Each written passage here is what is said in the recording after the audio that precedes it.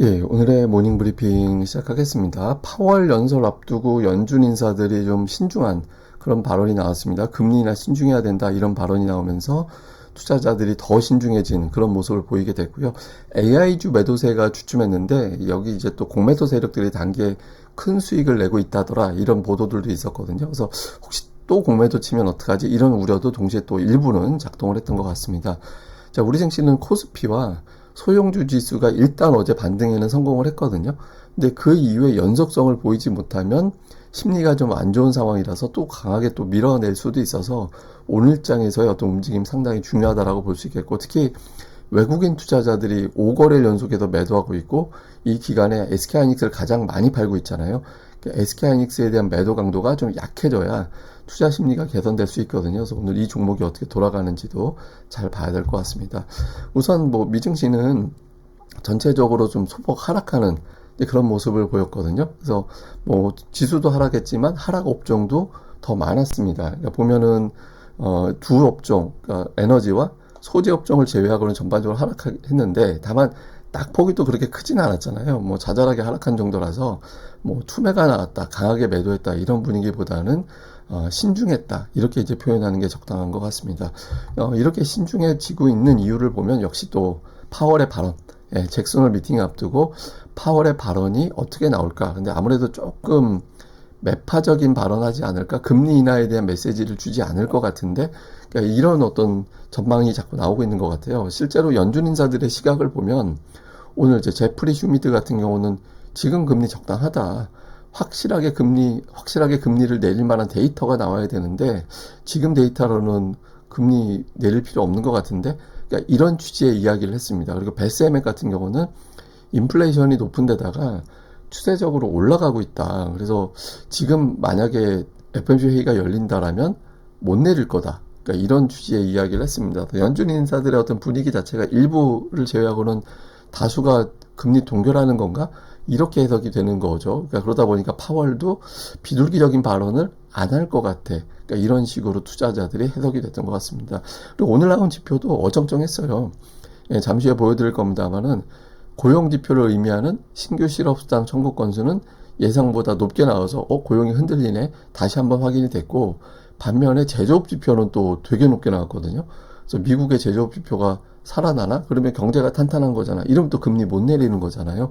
그러니까 지표가 엇갈리다 보니까 또 투자자들도 이렇게 적극적으로 반응하기는 좀 어정쩡한 그런 모습이 있었고, 그리고 최근에 공매도 세력들이 워낙 활성화되어 있습니다. 그러니까 AI주에서만 단기적으로 큰 수익을 내고 있다라고 알려져 있다 보니까 얘들이 아직 게임을 안 끝냈을 수도 있어, 또 강력하게 매도할 수도 있어, 이런 걱정도 투자자들이 좀 하고 있는 것 같습니다. 그래서 전체적으로는 좀 신중해야 된다 이런 분위기가 많긴 한데, 다만 이제 일부 그 증권사에서는 기회다, 뭐 롱숏 바스켓, 그러니까 어떤 건 사고 어떤 거 팔고 이렇게 오락가락하는 바스켓이 있는데, 이게 이제 5일 동안 이 중에서 10% 정도 모멘텀 주식들 이런 것들이 빠지게 되면 다음 주에 오를 확률이 한 80%가 넘는다. 그래서 최근에 어떤 하락은 매수의 기회로 삼아야 되는 거 아니냐, 그러니까 이런 분석도 일부는 있었습니다. 근데 일단 최근에 워낙 시장이 흔들리다 보니까 신중해야 된다, 그러니까 비싸니까 내리는 게 당연하지, 이렇게 이제 이야기하는 분석가들이 최근 들어서는 조금 더 늘어나 있는 그런 모습이었던 것 같습니다. 근데 어쨌든 연준 인사들의 신중한 발언이 나오다 보니까 금리 인하 확률이 계속 내려왔어요. 이게 한때 100이었다가 뭐 92%였다가 80%였다가 지금은 73%. 그러니까 일주일 전하고 비교해보면 일주일 전에 92%, 어제 82%, 오늘 73.6%, 그냥 계속 10%씩 내려가는 추세가 만들어지고 있잖아요. 근데 제가 뭐 요거 70% 밑으로까지 떨어지면 시장이 영향받을 수 있다라고 말씀을 드렸는데 거의 거기에 이제 근접하긴 했죠. 그러니까 오늘 밤에 미국의 어떤 금리 인하 확률이 70 밑으로 떨어지지 않고 이 선에서 방어되는지 여부가 단기적인 시황으로는 상당히 중요할 것 같습니다. 근데 지표는, 고용 지표는 좀 부진하긴 해요. 그러니까 이게 신규 실업수당 청구 건수라는 데이터거든요. 그러니까 내가 직장을 그만두거나 해고되거나 이제 그렇게 됐을 때, 그러면 이제 신규 실업수당을 청구해야 되잖아요. 그래서 내가 이제 일 그만뒀으니까 이제 실업수당 주세요라고 이제 청구해야 되는데, 이 수치가 올라간다라는 거는 해고자가 늘어나고 있다. 그만두는 사람이 늘어나고 있다. 이런 거죠. 4주 평균하고 2주 연속 청구하는 사람들, 이거 늘어나는데, 특히 저 오렌지색으로 보고 있는 게 이제 연속 실업수당 청구 건수거든요. 이건 어떤 의미냐면, 이게 올라간다라는 건 그만두고 나서 곧바로 일자리를 안 구하고 있거나 못 구한다라는 의미예요. 그러니까 일자리 구하는 난이도가 이전보다 좀 어려워졌다라는 걸 보여주는 대목이죠.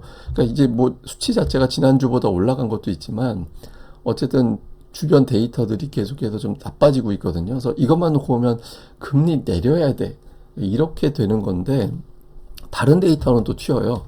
이거는 뭐냐면 S&P 글로벌에서 나온 제조업 PMI. 그러니까 이제 제조업 PMI라는 건 뭐냐면 그 설문조사, 각 회사의 구매 담당자들한테 물어봅니다.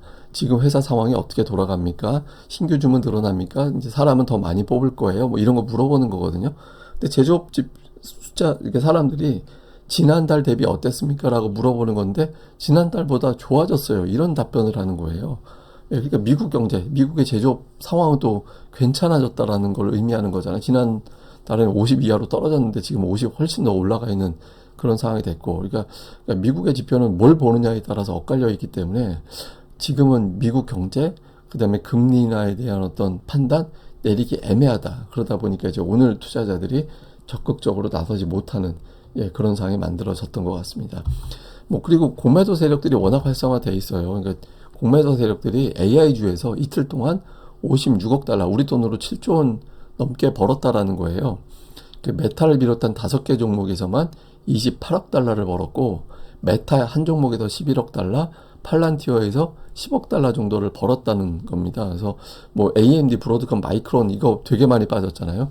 여기서도 이제 벌었다라는 건데, 이제 투자자들은 이 공매도가 한번 활성화되면 이게 멈추는 게 확인이 돼야 되거든요. 멈추는 걸 어떻게 보냐면 강한 숏커버, 주가가 이상하게 급등을 합니다. 그러니까 어떤 재료에 대해서 갑자기 막 열광을 해요. 그래서 쭉 치고 올라가면 공매도가 청산되는 과정이 겹쳤구나, 이렇게 해석을 하거든요. 근데 오늘 그런 현상이 없었잖아요. 그래서 아직까지 공매도가 완전히 청산되지는 않았구나, 이렇게 이제 해석이 되면서 투자자들이 적극적으로 저점 매수 나서지는 않았던, 그런 모습이었던 것 같습니다. 뭐 주요 종목으로는 빅테크에서 알파벳은 강보합이었고 나머지는 하락했는데 또 낙폭이 크지는 않았어요. 그래서 AI주 투매성 매도는 일단 진정이 됐다라는 점은 확인이 되는 것 같고, 특징주로는 월마트가 오늘 주목받았던, 그러니까 소매업체 3대장 중에서 가장 나중에 실적이 나온 기업인데, 오늘 매출은 예상보다 잘 나왔는데 이익이 부진했고, 또 관세 압박이 본격화되고 있다, 이런 어떤 해석이 나오면서 주가가 좀 제법 빠졌고요. 유나이티드에서는 헤지펀드들이 다수가 보유하고 있다더라. 그러니까 워런 버핏에 이어서 헤지펀드들도 저점 매수했구나, 이런 것들이 알려지면서 올라갔고요. 엔비디아는 오늘 UBS에서 목표 주가 높였거든요. 데이터 센터 수요가 강력하다, 이런 메시지가 나오면서 주가가 이제 올라가야 되는데, 최근에 워낙 신중론이 부각되다 보니까 이 재료에도 이제 플러스로 돌리지는 못하는 그런 모습이었고, 다행스러운 건 팔란티어는 오늘 플러스로 끝났어요.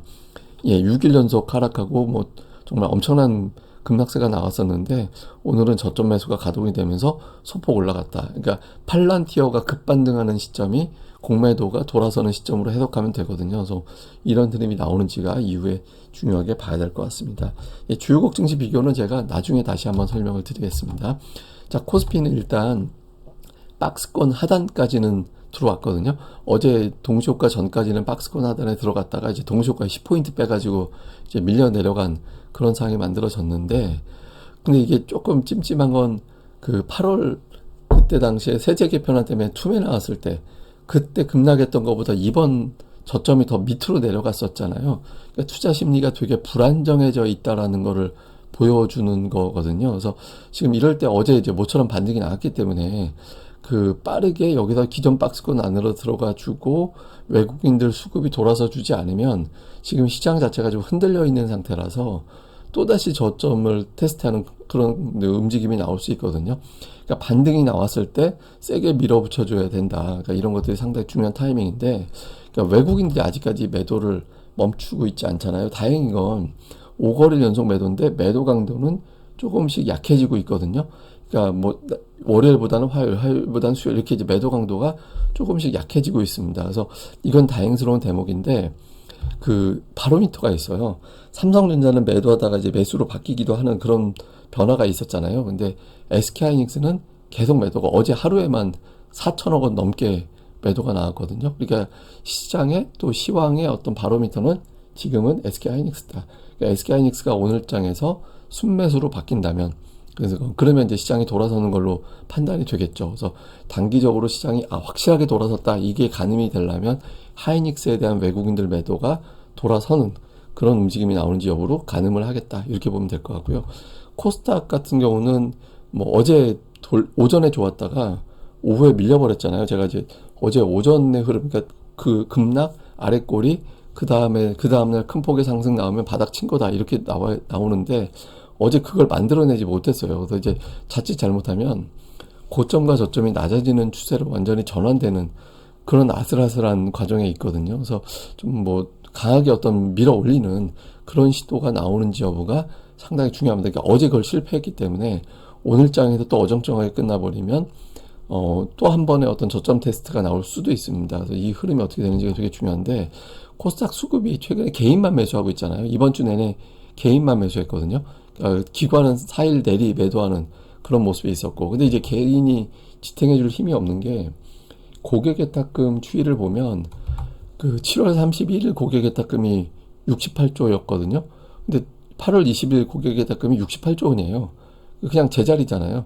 예, 그냥 제자리에 이제 멈춰있는 그런 상황이라서 지금으로서는 개인들이 시장을 끌어올릴 만한 힘이 없습니다. 그러니까 결국엔 외국인 기관이 붙어줘야 되는데 지금 이틀 연속 동반 매도, 기관은 4일 연속 매도. 근데 오늘장 정도에서 한 주체는 좀 풀릴 것 같기도 하거든요. 그래서 오늘 어느 주체가 풀어주느냐, 그리고 그 주체가 어느 업종을 매수하느냐, 이런 부분들을 잘 살펴봐야 될 것 같습니다.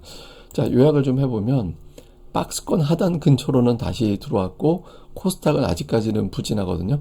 근데 이 위치에서 밀리면 안 됩니다. 네, 밀리면 투자 심리가 워낙 불안정해져 있는 상태라서 좀 더 밀어버릴 수도 있거든요. 오늘 장에서 버텨내는지 또 좀 강하게 어떤 밀어붙이는 모습이 코스닥에서 나오는지 되게 중요하고요. 특히 이 과정에서 기관 투자자들도 기관이지만 외국인들이 그동안 매수 주체였기 때문에 하이닉스 중심으로 계속 매도하던 외국인들 어제 같은 경우 하이닉스 빼면 또 매수였어요. 근데 오늘 장에서 하이닉스까지 돌리게 되느냐 이게 되게 중요할 것 같고 그다음에 업종으로는 조방원이 어제 모처럼 시장을 주도해 줬죠. 근데 조방원이 올라가는 거는 사실은 시황이 불안정하다 이렇게 보일 수도 있거든요.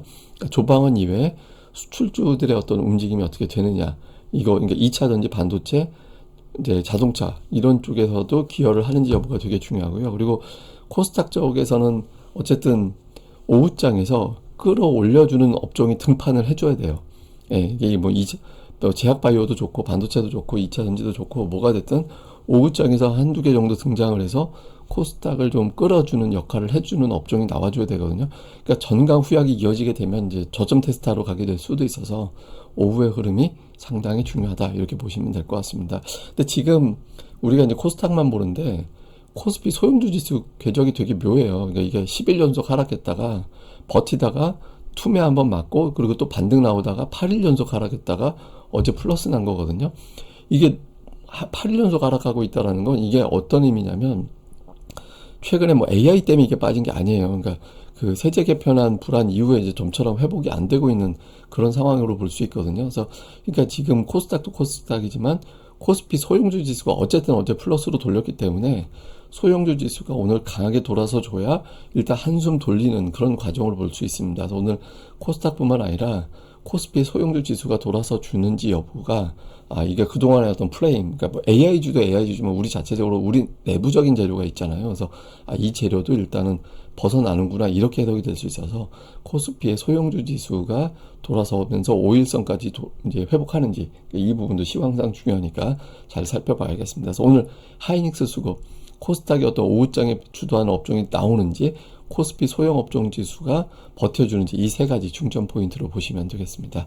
예, 저는 또 다음 방송에서 뵙겠습니다. 이 방송 구독하기와 좋아요 꼭 부탁드립니다. 감사합니다.